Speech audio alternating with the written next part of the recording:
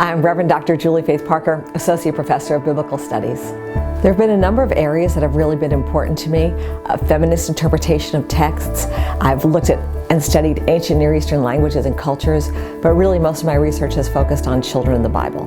This is a new field that I really helped to introduce, and it's very exciting to me because there are so many rich stories of children in the Bible that have really been ignored throughout the history of scholarship. So the potential is vast, and so many more scholars are devoting themselves to this because we're recognizing across the field that there's so much we can learn.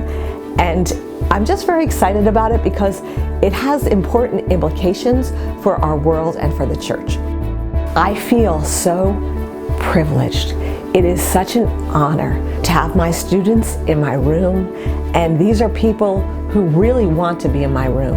They've made a lot of sacrifices to get there, and that is a great gift right there. It's an honor for me to be in the front of these students, and I take that very seriously. I do not just show up. I really pour hours into every single class because I want to honor their commitment to learning. And I ask the same of them. People learn by doing.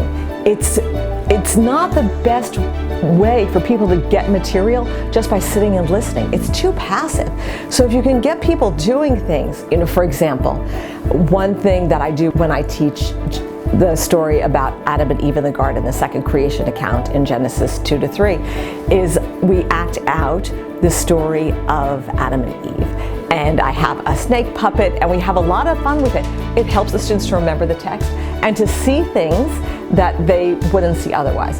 It really comes down to my love of the text and how seriously, yet playfully and academically, I take my vocation as a professor. A class I'm going to be teaching next year is a course that I'm designing here at General called Reading the Bible, Experiencing the Arts, Engaging Issues of Justice. I received a grant from the Wabash Foundation to develop this course, and in this class we are going to look at some of the ways that the Bible has been both used and abused for causes of justice and injustice. For example, one of the things we're going to do is we're going to read texts of Joshua, which are extremely problematic in terms of questions of genocide. And then we're going to go to the Native American Museum here in Manhattan and take seriously the contributions of that community, the voices that have been blocked in our nation's history, and learn how that informs our understanding of Joshua and our own complicity in the interpretation of this text.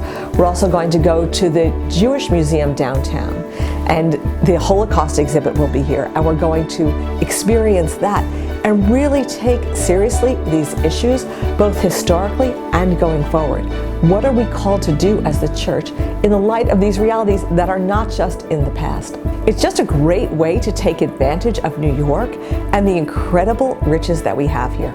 I feel we are so fortunate at General to be situated in the cultural capital of the solar system, arguably the universe. It's just, the opportunities for ministry are limitless here, and I'm very excited about getting involved and experiencing them together with my students. Our students are people who sacrifice to come here and live their love of God more fully. They are seeking to serve Christ, to serve the church, to make a difference in the world. They are smart, they are compassionate. You tell me, what's not to love? I feel so very blessed to be here. I am really, really grateful to God, and I'm excited for all that the present is and all that the future holds.